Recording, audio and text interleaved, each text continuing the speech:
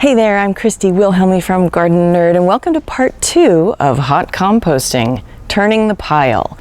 I've been watching this pile peak in temperature, and now it is time to turn it. I want to show you what it looks like on the inside, because when we built this pile, we added this extra layer. You can see here that it has reduced all the way to the original size of this compost pile. So the calculations that we did in part 1 basically equal out to the size of the compost bin.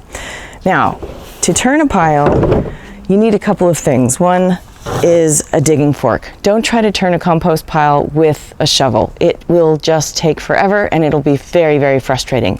Digging forks like these slide into the material and help you flip them over really, really easily. The second thing you need is more water. So we either run a hose over here or fill up our watering cans and pour them on each time we flip a section of this pile. The third and most important thing that you need is a place to put the new pile. Now, here at Gardenerd headquarters, we do have a row of compost bins, and we just go from one to the next as we turn the pile. But if you only have room for one bin, you can still do this. You would take the bin apart, put a tarp down, scoop all the material onto the tarp, then put your bin back in place and shovel it back in.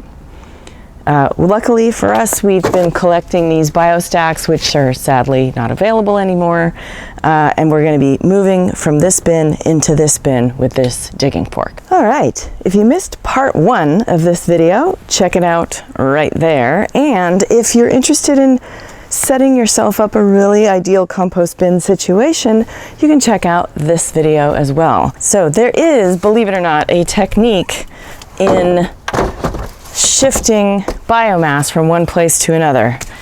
And the key is aeration. You want to create enough space between the particles, again, so that microbes, biology, bacteria, fungi, etc. can get in there and start feeding on new surface area. So when you come in here, you scoop, you can see steam coming off of this pile. That's so exciting.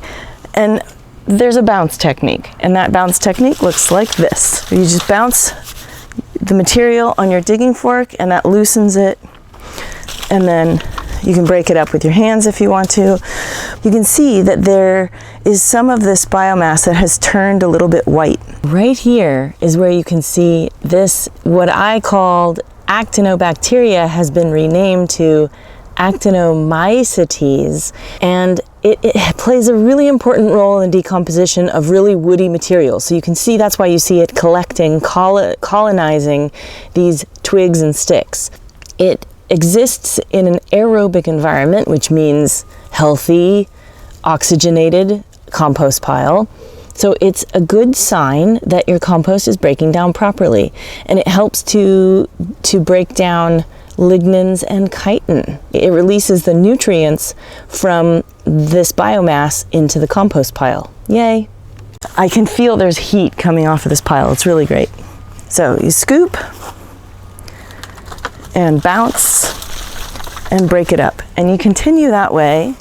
Take the outside edges and bounce them toward the center of the pile. Take the inside edges and bounce them toward the outer edges of the pile. It's pretty straightforward. And you can break up these clumps with your digging fork after it goes into the bin too. But don't wait too long to add more water, because you'll notice as you turn this pile that it has used up pretty much all of the water that is in there that you put in when you built the pile. Once you've got a nice layer spread out on the bottom, it's time to water it again.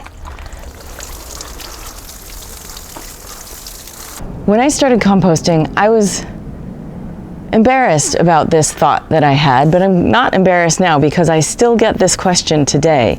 And that is, if you build the layers and maintain a compost pile, how do you maintain the layers when you turn the pile? And the answer, of course, is you don't. In fact, with my mentors, both of my mentors, composting, when they build a pile, an active batch thermal compost pile, they immediately pull off the bin, tear it apart and mix it all together and then shovel it back in the bin. So you don't have to maintain those layers. You don't even have to start with those layers. As I mentioned in part 1 of this video, is that you can mix all your ingredients together after you've measured them out and just pour them in. Just make sure that you're watering every couple of inches to make sure all the biomass is wet. You can see this has started to dry out. So, you know, the water gets consumed right away. So it's important to keep adding water as you go every step of the way when you turn this pile. As we get down to the middle of the pile, the hottest part, you can see the steam coming out. Oh, it's so satisfying.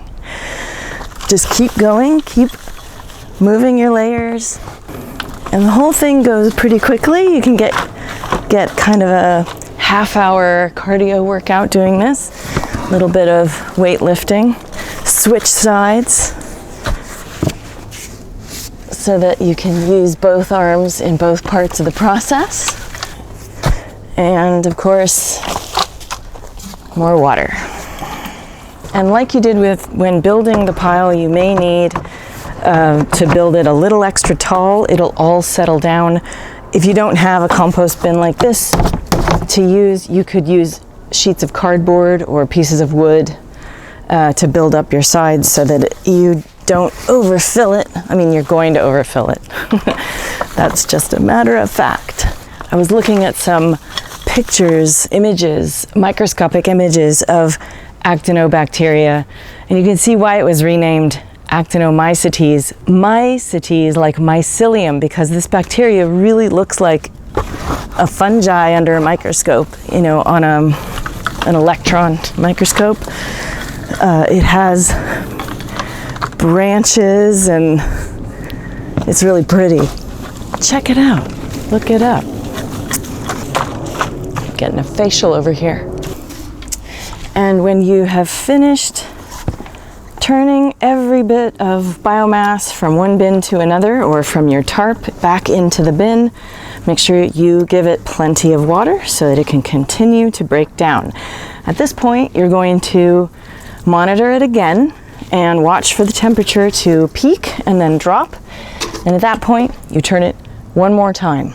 And you can turn it more than twice if you want to. We just turn it twice here and then we let it sit. And that seems to be enough to create the world's best compost. For more information about composting and all kinds of other stuff, how to use it in your garden, go to gardenerd.com. Check out my books, High Yield Small Space Organic Gardening, Grow Your Own Mini Fruit Garden, and my novel, Garden Variety. You may also want to check out our online courses and consider becoming a Patreon subscriber to support all the free stuff that we do here at Gardenerd. Patreon supporters get access to behind-the-scenes goodies like monthly hangouts with me and expedited answers to your burning gardening questions. Happy gardening!